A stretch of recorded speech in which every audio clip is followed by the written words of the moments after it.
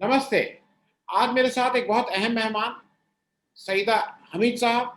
सईदा हमीद आपा, हम लोग इनको सईदा आपा बोलते हैं क्योंकि मैं इनसे पहली बार एक किसी एक्टिविस्ट ज़ूम मीटिंग हो रही थी, जहाँ पे देश के बहुत सी चीज़ों पे चर्चा हो रही थी, उसमें मिला था।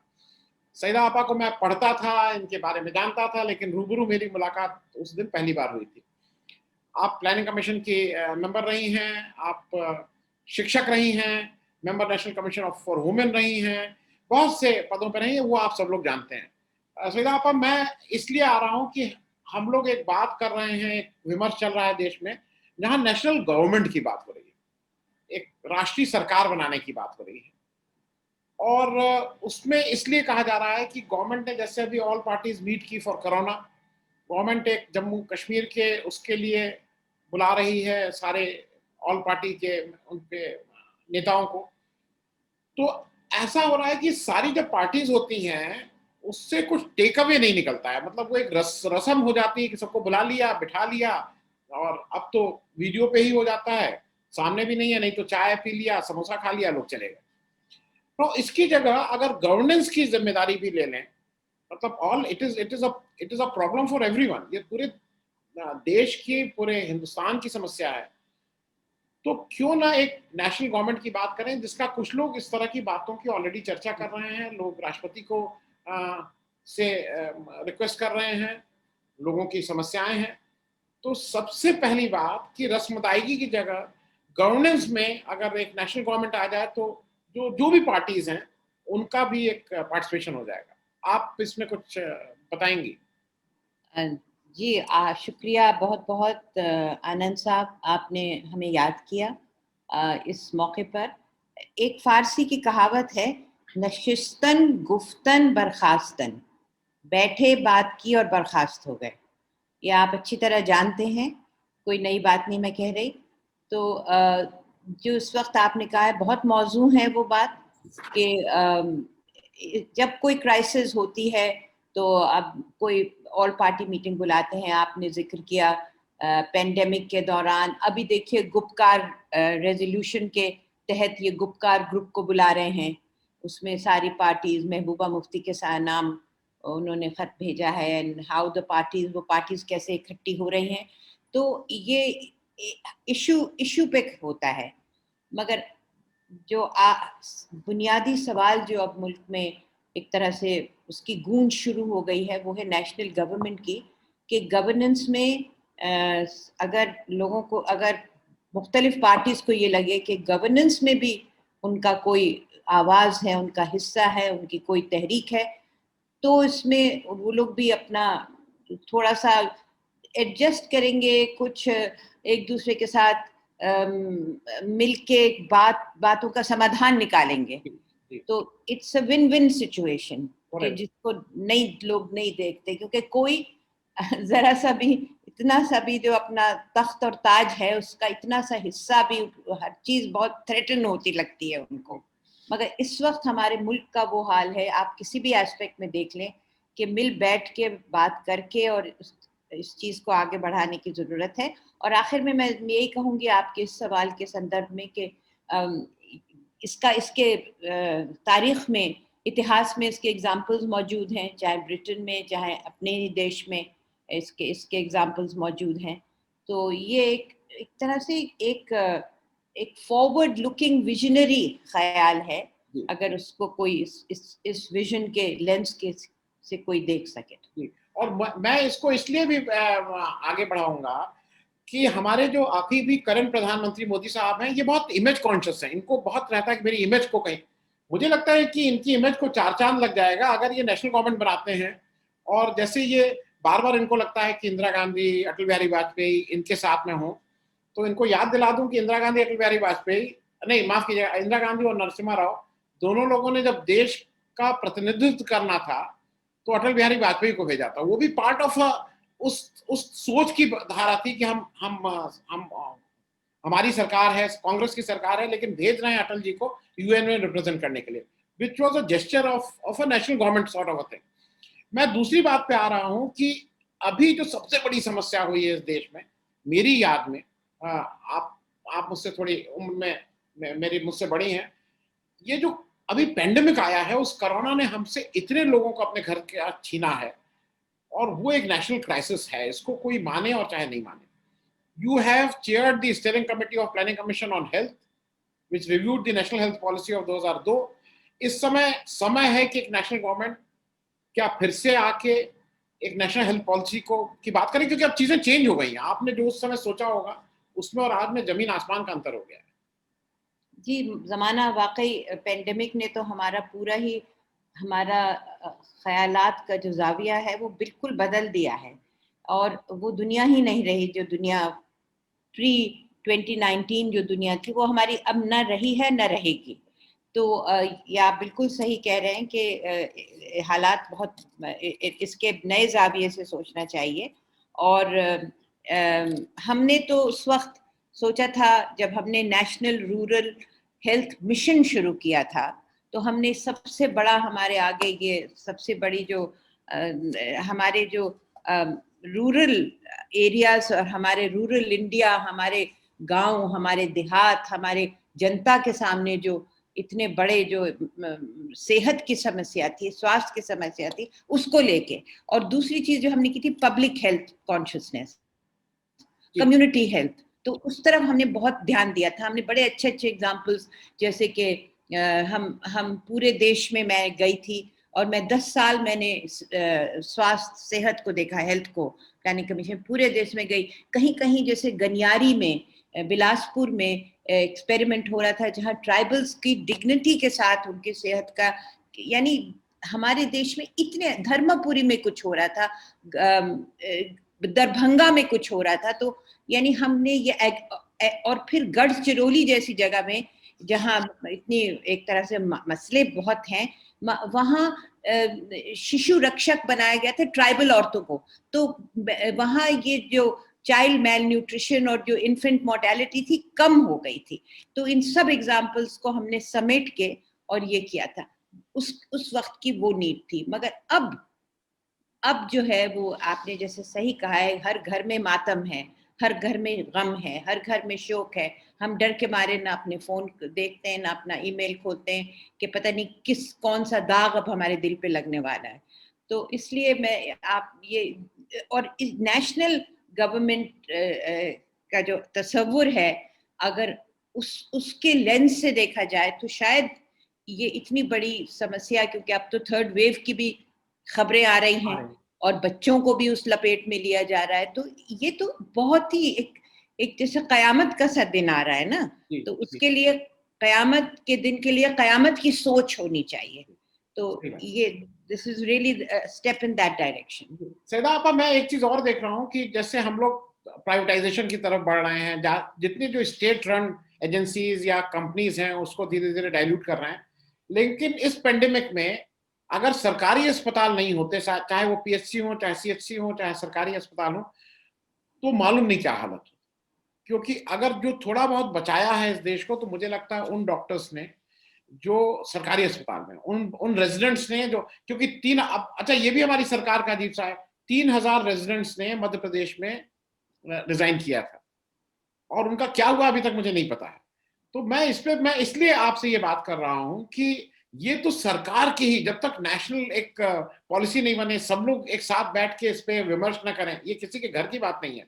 ये जरूरी है कि हम लोग डॉक्टर्स को साथ लें, क्योंकि वो सबसे इंपॉर्टेंट इस समय हमारा वो होने जा रहा है, मतलब the most important person to fight the third wave. जी, देखिए जो प्राइवेट और कॉर्पोरेट अस्पताल हैं, हम जैसे लोग तो सोच भी नहीं सकते कि हम वहां जाके, हमारे पास वो रिसोर्सेज ही नहीं है। जब हमारे पास नहीं है, तो जो पूरे देश में जो लोग हैं उनके पास कहाँ से वो सरमाया आएगा कि या बिक जाएंगे, या जिंदगी उनकी बिल्कुल ही समझिए मौत से पहले ही मौत हो जाएगी। तो इस वक्त सरकारी इंफ्रास्ट्रक्चर ने उनको बचाया है। और अभी लेटेस्ट खबर ये है कि ये भी एक सरकार का ये भी ख्याल है कि एक गवर्नमेंट डायरेक्टिव है कि जिनकी मौत हो जाए उनको एक सर्टेन अमाउंट उनको मिलना चाहिए, खास तौर से जो सरकारी अस्पतालों में और जो मेडिकल पर्सनल है उनको। अब उनका ये है कि इतना हम दे नहीं सकते, क्योंकि अगर हम इतना देंगे तो हमारे हेल्थ का बजट को में किसी तरह की सेंध लग जाएगी। तो ये सब चीजों को मद्देनजर रखते हुए हमको सबसे ज्यादा, हमारे लिए सबसे ज्यादा इम्पोर्टेंट इज हमारा इंफ्रास्ट्रक्चर, जो कि हमारा सरकारी इंफ्रास्ट्रक्चर है। हम हमेशा उसकी तरफ एक हिकारत की नजर से देखते हैं, और हम बड़े बड़े कॉर्पोरेट्स में जाते हैं, मगर चंद मुट्ठी भर लोग जा सकते हैं। अभी वैक्सीन की बात है, वैक्सीन लोग 1800 में लगवा रहे हैं, मेरी वैक्सीन तो 250 में लगी थी। तो इतना ज्यादा एक्सप्लॉयटेशन है, तो इधर की तरफ हमने कभी तवज्जो नहीं किया, ना इनमें जो ह्यूमन रिसोर्स है उसको हमने वो डिग्निटी दी है, उसको वो स्टेटस दिया है, नहीं दिया। और हम भी मुजरिमों के कटहरे में हम भी खड़े हैं, क्योंकि 10 साल तक हमने देखा, शायद जितना कर सकते थे यकीनन उतना नहीं किया हमने। तो बट दैट्स नो रीजन कि आगे जाके इसको हम करेक्ट नहीं कर सकें इस नेशनल गवर्नमेंट के वसीले से। मैं नेशनल गवर्नमेंट की बात को आगे बढ़ाने और करता हूं, और अच्छा मैं उन सारी बातों को टच कर रहा हूं जहां पे आपका इमेंस एक्सपीरियंस है। आप member national commission for women रही, और अभी हाल के दिनों में आपने देखा, मैं 3 बच्चियों की बात कर रहा हूं। बच्चियां मैं इसलिए बोल रहा हूं, हम लोगों के लिए बच्चियां, मुझे कुछ लोग फिर ट्रोल करते हैं कि आप 30 साल की और 25 साल की लड़की को बच्ची, मेरी लड़की की उम्र उससे ज्यादा है, तो मैं तो बच्ची ही बोलूंगा। तो दिशा रवि, नवलखा, जो कलिता थी, ये सब लड़कियों को आपने बहुत ही मतलब फ्रिवलस चार्जेस पे, कि वो पिंजरा तोड़ कर रही थी, वो उस आंदोलन से थी, आपने उनको 1-1 साल उनके जीवन के आपने जेल में डाल दिए। आज की तारीख में ये चूंकि लड़कियां बाहर आ गई हैं, लेकिन हमारी सोसाइटी में जेल जाना एक बड़ी बात मानी जाती है, वो एक पूरे करियर खराब हो सकता है किसी का। तो आपको नहीं लगता, अच्छा ये सारी सरकारें करती हैं इररिस्पेक्टिव ऑफ पार्टी को, चाहे कांग्रेस रही हो, चाहे वो बीजेपी है, चाहे वो कोई सरकार हो, सब लोग इस तरह के काम करते हैं। तो एक नेशनल गवर्नमेंट बन के आज सुप्रीम कोर्ट भी कह रहा है कि भाई ये यूएपीए का गलत इस्तेमाल हो रहा है, कई जगह हाई कोर्ट भी कह रहा है, इस पे एक नेशनल कॉन्शियस बनने की जरूरत नहीं, मतलब कुछ तो इस पे बातचीत हो कि ये क्या कर किया जा रहा है, इसलिए भी नेशनल गवर्नमेंट की जरूरत है। ये इस वक्त हमारे, जी आपकी आवाज थोड़ी बीच में कटी थी, इसलिए मैं अब मैं फिर से रिपीट कर दे रहा हूं। मेरा कहना ये है कि ये जो अभी एक टेंडेंसी ऑफ गवर्नमेंट हो गई है कि यूएपीए लगा दो, सेडेशन चार्जेस लगा दो, इस तरह की बातें हैं, ये सब सरकार करती है। मैं सिर्फ बीजेपी को नहीं दोष दूंगा, ये अगर कांग्रेस भी रहती तो कांग्रेस भी इस तरह की बात करती थी, डिग्री का फर्क हो सकता था। इसके लिए एक नेशनल गवर्नमेंट अगर बन रही है तो वो इस चीजों को भी एड्रेस करे कि किस जगह लगाया जाएगा पत्रकारों को, बच्चों को, जो स्टूडेंट लीडर्स हैं, उनके ऊपर आप बिना सोचे समझे लगा दे रहे हैं यूएपीए। तो इस पे भी तो एक नेशनल विमर्श होना चाहिए, बातचीत होनी चाहिए। देखिए, एक तो मैंने आपसे उस वक्त कहा था कि मुजरिमों के कटहरे में सब खड़े हुए हैं। यूएपीए तो हमारे जमाने में आया ना, यूएपीए ऐसा इंट्रोड्यूस करने से पहले बहुत सोच समझ के, क्योंकि हम सिंहासन जो है वो तो आनी जानी चीज है। अगर इस सिंहासन पे कोई और बैठेगा जिसका नजरिया बिल्कुल डिफरेंट होगा। अब आप यूएपीए का आपने बहुत मौजूद एग्जाम्पल लिया, बहुत ही ठीक एग्जाम्पल लिया।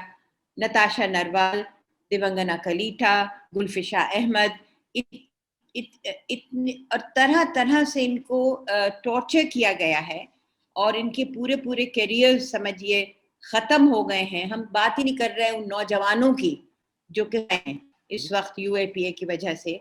और उसमें किसने जाके नारा नहीं लगाया उस वक्त, ये जो सरकार की मूव थी against the citizenship amendment act, तो उसमें उनको फ्रिवलेस चार्जेस में, और उसके बाद जब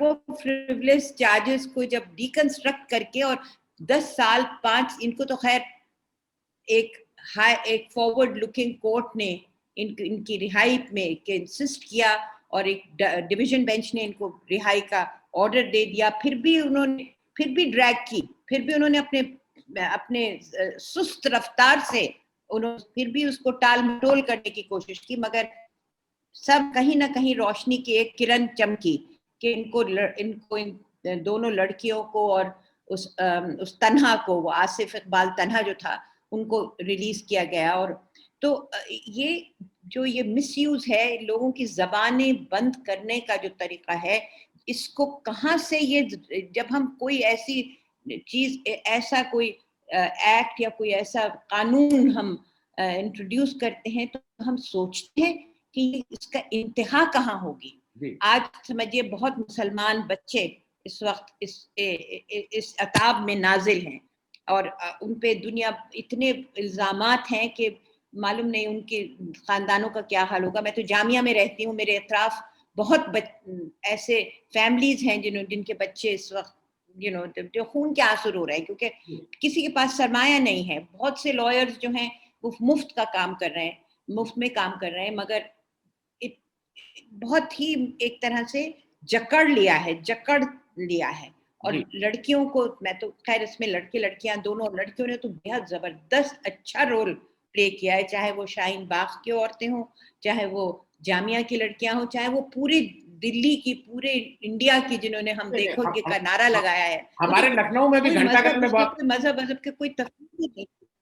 नहीं, मैं कह रहा हूँ मेरे लखनऊ में भी आपके लखनऊ में बहुत हो जी, आप लड़कियों ने बहुत ही हिम्मत के साथ और एक तरह से ईमानदारी से बताया हम लोगों को, मतलब वी ऑलवेज फेल्ट गिल्टी की ये देखिए ये घर की हमारे लड़कियां, हमारी बहनें, बच्चियां जाके खड़ी हो रही हैं उतनी हिम्मत के साथ और हम लोग कुछ नहीं कर पा रहे थे। मैं सईदा आपा आपसे एक और चीज समझना इसलिए चाह रहा था कि आप member of island development authority for development of Andaman Nicobar और लक्षद्वीप थी अभी हाल। अच्छा, मैं अपने दर्शकों को एक चीज और बता दूं, मेरा जो सबसे इंटरेस्टिंग चीज सईदा आपा का है ये अपने इनका प्लानिंग कमीशन और सबके साथ मुझे जो बहुत अट्रैक्ट किया था, मैं इनके चचा, इनके अंकल ख्वाजा अहमद अब्बास साहब थे और वो जो 7 हिंदुस्तानी पिक्चर थी उसमें अनवर अली का कैरेक्टर मैंने अभी गोवा पे एक शो किया था, तो मुझे वो बहुत, क्योंकि मुझे 7 हिंदुस्तानी मेरी पहली 2-3 पिक्चरों में जो सबसे ऑल टाइम फेवरेट है उसमें थी, ब्लैक एंड व्हाइट उस समय आई थी। सईदा आप ये बताइए, ये जो छोटे आप तो लक्षद्वीप में आपने डायरेक्टली उसको हैंडल किया है, ये जो अभी एक सरकार का अजीब सा हो गया, एक व्यक्ति को जिसको कोई समझ नहीं है वहां की, ना वहां की भाषा जानते हैं, ना वहां का कल्चर जानते हैं, वो गुजरात के रहने वाले हैं, उनको भेज दिया गया है चीफ एग्जीक्यूटिव बना के और वो उसके ताने बाने को इधर उधर कर रहे हैं। तो ऐसी जगह, अच्छा वहां सारी पार्टीज के, वो बीजेपी के खुद लोग कह रहे हैं कि भाई ऐसा नहीं होना चाहिए, तो ऐसी जगह पे तो और भी जरूरी है कि नेशनल गवर्नमेंट बने और इस तरह के इश्यूज को जहां पे सारी पार्टीज कह रही हैं भाई इसको कुछ ठीक करो। तो मैं लक्षद्वीप के रेफरेंस में आपसे जरा समझना चाहूंगा। जी जी जी, लक्षद्वीप तो समझिए कि ऐसा जख्म हो गया है कि समझ में नहीं आता कि इसमें हम किस तरह से इससे डील करें। कभी नहीं हुआ कि एडमिनिस्ट्रेटर कोई, हमेशा एडमिनिस्ट्रेटर सिविल सर्वेंट रहा, हमेशा। सबसे जो पहले एडमिनिस्ट्रेटर थे वो वजहत हबीबुल्ला थे, जो सीधे पीएमओ से राजीव गांधी के जमाने में लक्षद्वीप गए और उन्होंने बेहद एक बहुत अच्छी भूमिका वहां निभाई। तो लक्षद्वीप के जो लोग हैं, आपको ये भी मालूम है कि 97% मुस्लिम हैं। अब ये इसको हिंदू मुस्लिम भी बना सकते हैं इसको आसानी से, मगर वो तो ट्राइबल्स हैं, वो तो मलयाली स्पीकिंग ट्राइबल्स हैं। उनकी सबसे ज्यादा जो मोहब्बतें हैं वो केरल के साथ हैं, उनकी सबसे ज्यादा कनेक्शंस हैं, पढ़ने वो केरल जाते हैं, ट्रेनिंग लेने वहां से, वहां के लोग।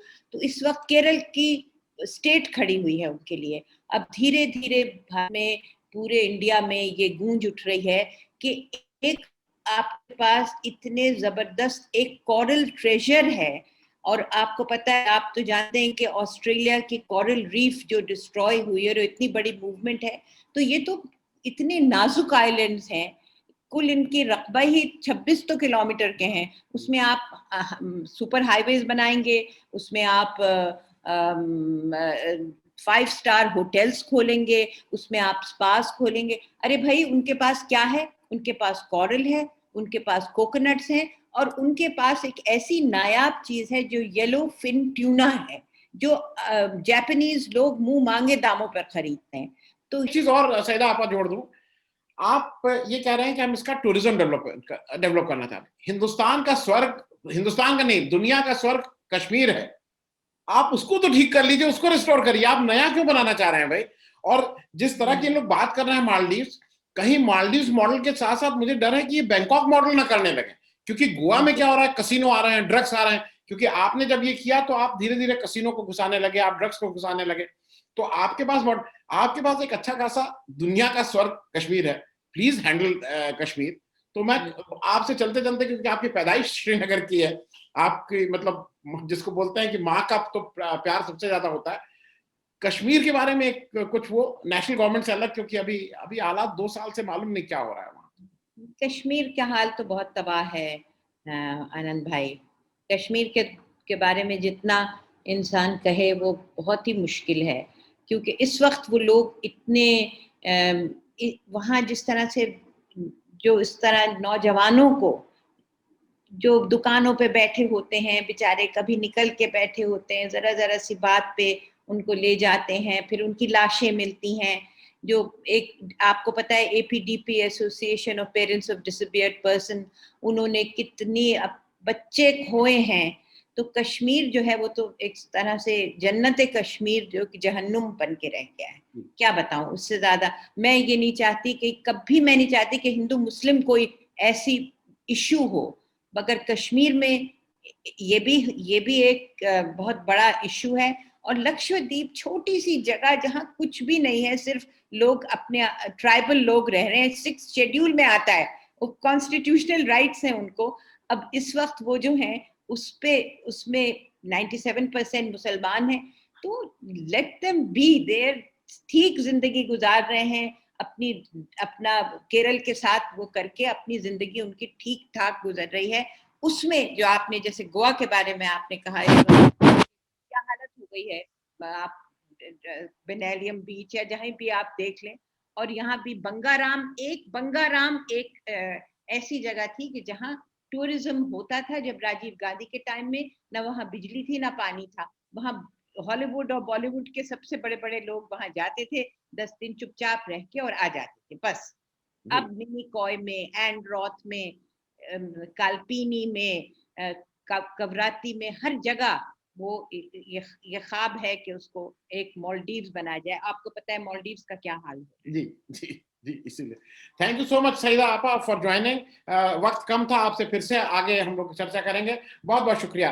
बहुत बहुत शुक्रिया।